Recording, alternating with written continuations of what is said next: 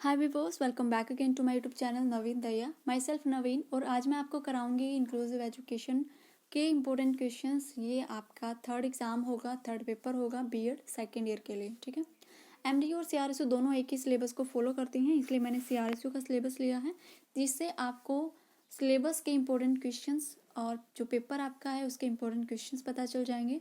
तो आपको unit wise अपना सिलेबस लेना है और जो मैं इंपॉर्टेंट क्वेश्चंस बताऊं उसको टिक करते चलना है।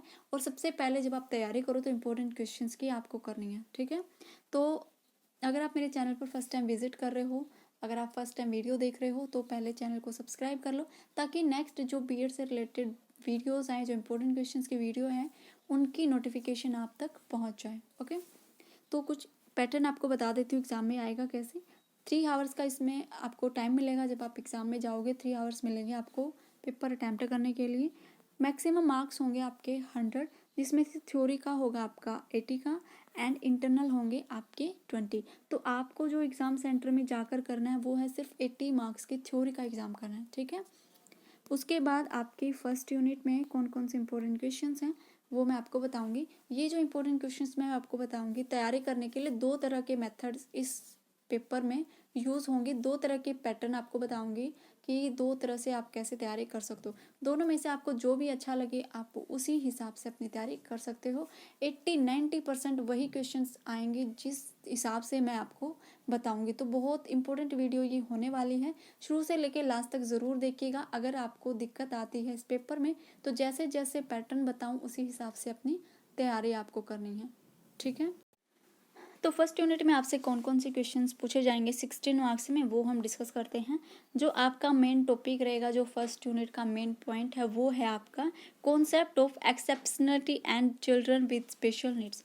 कौन कौन से स्पेशल नीड्स है, बच्चों की जो डिसेबिलिटीज़ होती है, बच्चों में डिफरेंट टाइप की डिसेबिलिटीज़ होती हैं, सब में अलग अलग होती हैं, तो उनके लिए क्या नीड्स होंगी, क्या उनके कॉन्सेप्ट होंगे, इस ये पूरी यूनिट इसी के इर्द गिर्द घूमेगी। ठीक है, तो यहाँ पर आपके जो इंपॉर्टेंट क्वेश्चंस बनते हैं, एक पूछा जाएगा आपसे विजुअल इम्पेयरमेंट।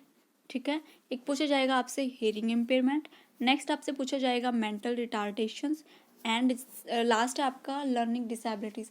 ये 4 क्वेश्चंस हैं जो आपके पूछे जाएंगे 16 मार्क्स में। ठीक है, इम्पोर्टेंट क्वेश्चंस है, इनको याद कर लीजिएगा। यहाँ से क्वेश्चंस पक्का आपको एक देखने को ज़रूर मिल जाएगा।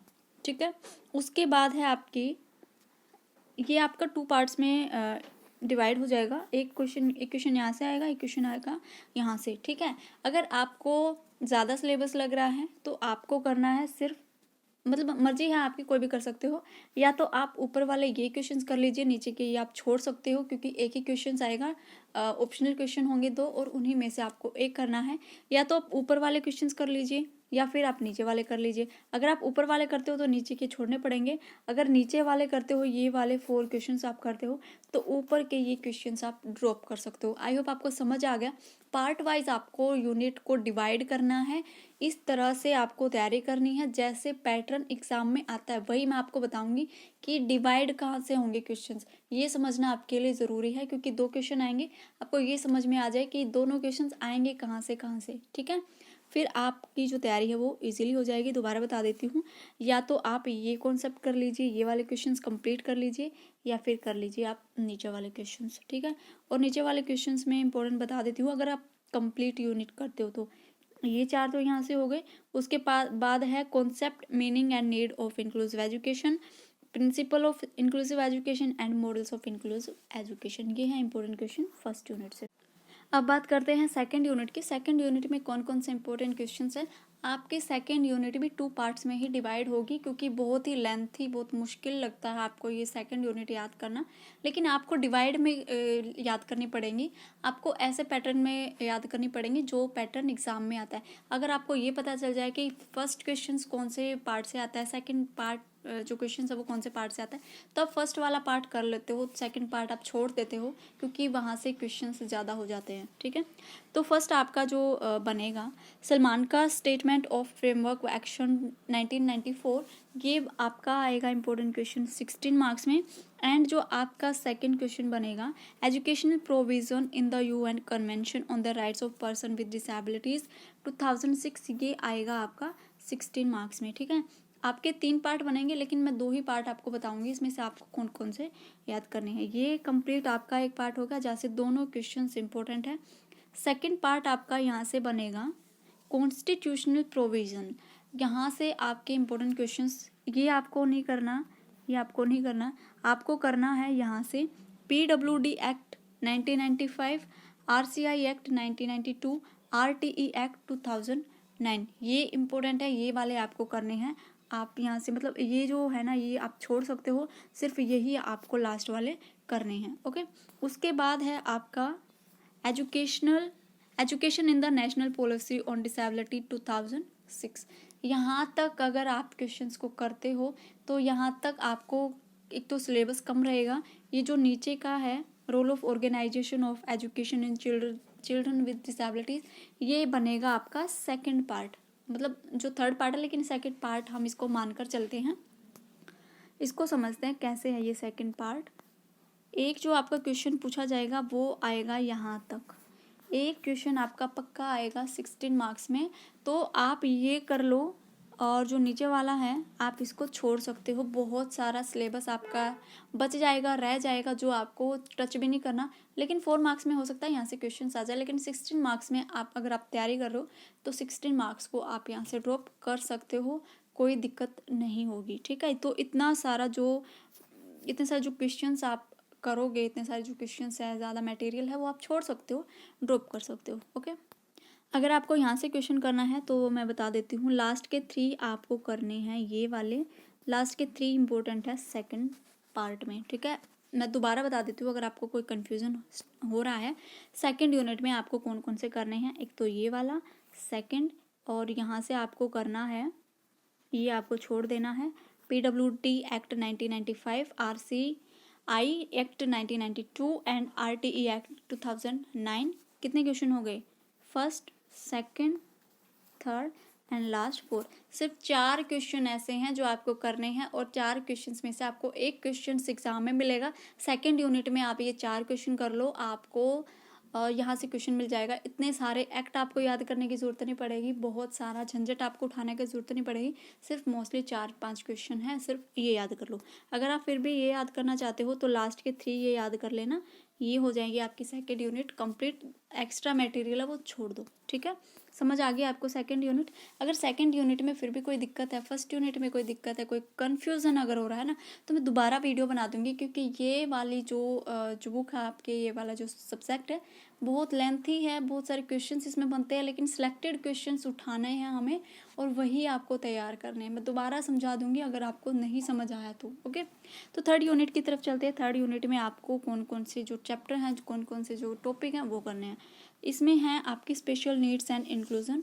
इसमें आपको सिर्फ 2 ही टॉपिक आपको कवर करने हैं सेकेंड यूनिट में। फर्स्ट आपको करना है special needs in term of learning experience in the context of disabilities and there learning style. एक तो ये वाला क्वेश्चन आप कर लो, एंड दूसरा आप सेकंड आप कर लो schools awareness and readiness of addressing learning difficulties. सिर्फ ये 2 याद कर लो, फर्स्ट 2। आप ये जो लास्ट वाला है ना, इसको ड्रॉप कर दो, सिर्फ 2 ही आपको याद करने हैं, कुछ मुश्किल नहीं है, आप मुश्किल मत बनाओ इस चीज़ को, सिर्फ 2 याद कर लो, इन्हीं में से क्वेश्चंस आ जाएगा।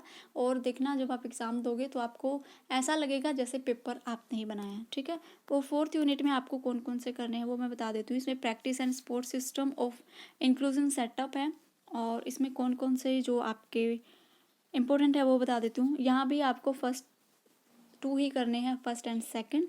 Pedagogical strategy of respond to individual needs of learner in classroom, ये वाला क्वेश्चन आपसे पूछा जाता है। उसके बाद आपसे पूछा जाता है या तो पीयर ट्यूटरिंग आपसे पूछ लिया जाता है, cooperative learning strategy, social learning, buddy system, इनमें से कुछ भी पूछ लिया जाता है। तो आपको सिर्फ ये 2 ही याद करने हैं, फर्स्ट एंड सेकंड, लास्ट वाला आप ड्रॉप कर सकते हो।